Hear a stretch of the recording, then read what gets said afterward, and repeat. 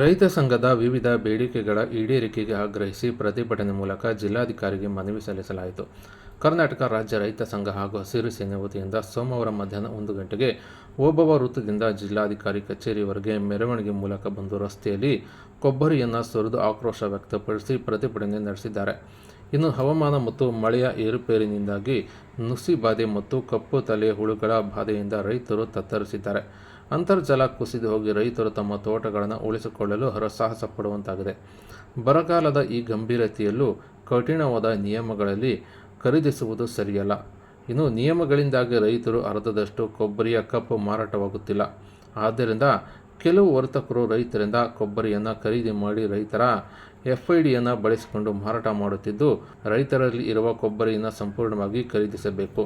ಇನ್ನು 3.75 mm ಗಾತ್ರವನ್ನು ತೆಗೆದುಹಾಕಿ ಗುಣಮಟ್ಟದ ಎಲ್ಲ ಕೊಬ್ಬರಿಯನ್ನು ಖರೀದಿಸಬೇಕು. ಹಮಾಲಿಗಳ ವಸೂಲಾತಿಯನ್ನು ನಿಲ್ಲಿಸಿ ಕಿರುಕುಳ ತಪ್ಪಿಸಬೇಕು.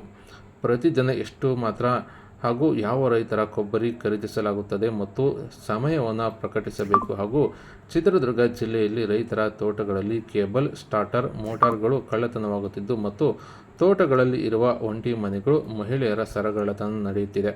ಇದನ್ನು ಜಿಲ್ಲಾಡಳಿತ ಗಂಭೀರವಾಗಿ ಪರಿಗಣಿಸಿ ಸೂಕ್ತ ಕಾನೂನು ಕ್ರಮ ಜರುಗಿಸಬೇಕು ಮತ್ತು ರಕ್ಷಣೆ ನೀಡಬೇಕೆಂದು ಒತ್ತಾಯಿಸಿ ಪ್ರತಿಭಟನೆ ಮೂಲಕ ಜಿಲ್ಲಾಧಿಕಾರಿಗೆ ಮನವಿ ಸಲ್ಲಿಸಲಾಯಿತು.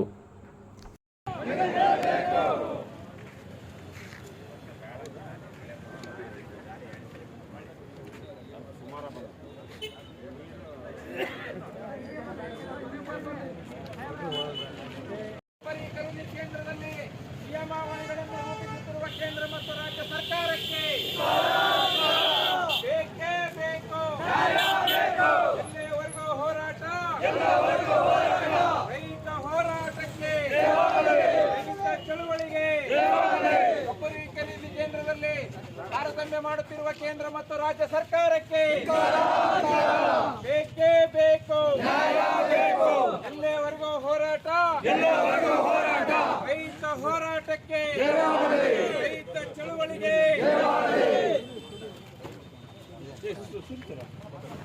ಕರ್ನಾಟಕ ರಾಜ್ಯ ಸಂಘಕ್ಕೆ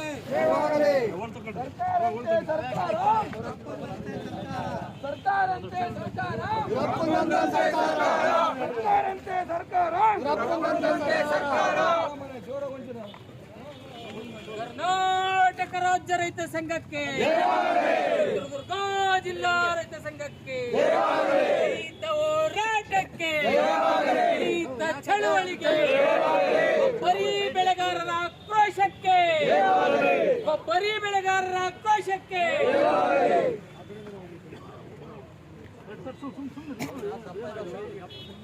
ಸಣ್ಣ ಗಾತ್ರದ ಕೊಬ್ಬರಿಯನ್ನು ತೆಗೆದುಕೊಳ್ಳಲೇಬೇಕು. ಸಣ್ಣ ಗಾತ್ರದ ಕೊಬ್ಬರಿಯನ್ನು ತೆಗೆದುಕೊಳ್ಳಲೇಬೇಕು. ಸಣ್ಣ ಗಾತ್ರದ ಕೊಬ್ಬರಿಯನ್ನು, ಸಣ್ಣ ಗಾತ್ರದ ಕೊಬ್ಬರಿಯನ್ನು, ಸಣ್ಣ ಗಾತ್ರದ ಕೊಬ್ಬರಿಯನ್ನು ನಾವು ಹೇಳಿದ್ದೀವಿ.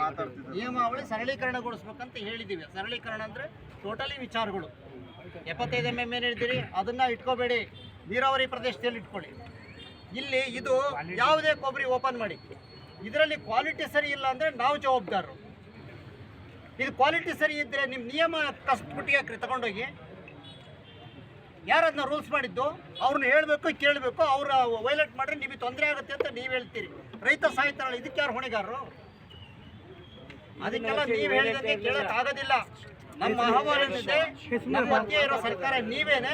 ನೀವು ಸರ್ಕಾರಕ್ಕೆ ಏನು ಕನ್ವಿನ್ಸ್ ಮಾಡ್ತೀರಿ ಅಥವಾ ನಿಮ್ಮ ಮೇಲಧಿಕಾರಿಗೆ ಏನು ಕನ್ವಿನ್ಸ್ ಮಾಡ್ತೀರಿ, ಮಾಡೋ ಜವಾಬ್ದಾರಿ ನಿಮ್ಮದು. ಇತರೆ ವಿಚಾರಗಳನ್ನು ನಮ್ಮ ಮುಂದೆ ತರೋದ್ರಿಗೆ ಉಪಯೋಗ ಆಗೋದಿಲ್ಲ. ಅದಕ್ಕೆ ಯಾವುದೇ ಗಾತ್ರದ ಒತ್ತಡ ಹಾಕದ ರೀತಿಯಲ್ಲಿ ಖರೀದಿ ಮಾಡಬೇಕು ಅನ್ನೋದು ಒಂದೇ ಒತ್ತಾಯ. ಎರಡನೇದು, ಇಂಥ ಸಂದರ್ಭದಲ್ಲಿ ಭಾಳ ಅಗ್ಗದ ಬೆಲೆ ಇದ್ದಂಥ ಸಂದರ್ಭದಲ್ಲಿ ಕೊಬ್ಬರಿಯನ್ನು ಖರೀದಿ ಮಾಡಿರುವಂಥ ಒಂದು ವರ್ಗ ಏನಿದೆ ವರ್ತಕರು, ಅವರು ನಮ್ಮ ರೈತರನ್ನೇ ಮುಂದಿಟ್ಟುಕೊಂಡು ಅವ್ರ ಹಿಂದುಗಡೆಯಿಂದ ದುರ್ಲಾಭ ಮಾಡ್ಕೊಳ್ತಾ ಇದ್ದಾರೆ. ಇದನ್ನು ನೀವು ಅದಕ್ಕೆ ತಕ್ಕನಾಗಿ ನಿಯಮಾವಳಿಯನ್ನು ರೂಪಿಸಿಕೊಂಡು ಅಂಥವ್ರನ್ನ ಪ್ರವೇಶ ಮಾಡಿದಂಗೆ ಅವಕಾಶ ಬಿಗಿ ಮಾಡ್ಕೋಬೇಕು. ರೈತರ ಹತ್ರನೇ ತಗೋಬೇಕು. ಇದು ಎರಡನೇ ವಿಚಾರ.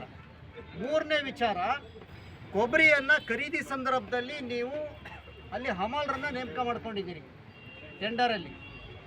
ಅವರು ಟೆಂಡರಲ್ಲಿ ಏನು